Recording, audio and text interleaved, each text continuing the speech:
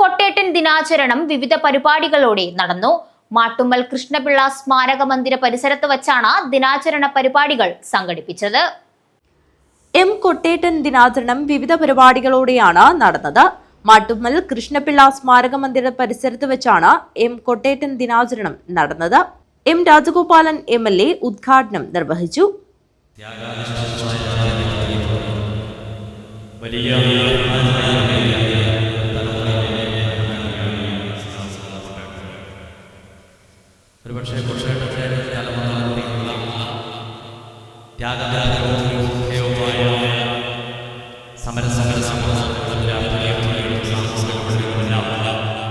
പുതിയ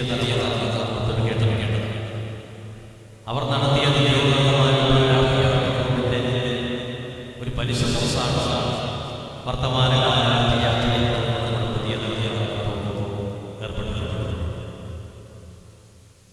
ദീർഘകാല രാഷ്ട്രീയമായി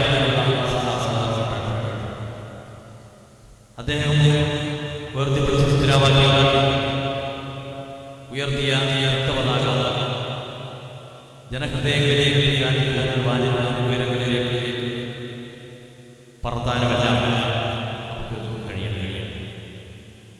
അങ്ങനെ അവരെല്ലാം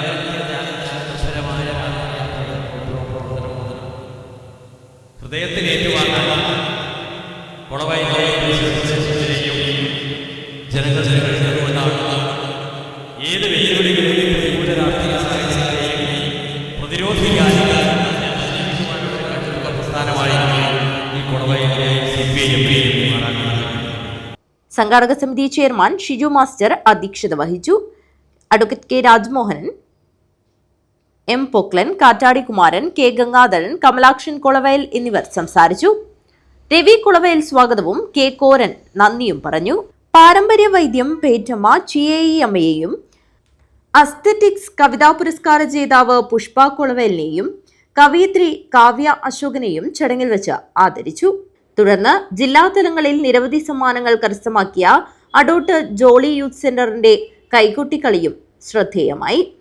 തുടർന്ന് വിവിധ കലാപരിപാടികൾ അരങ്ങേറി. News bureau, Kanhangad.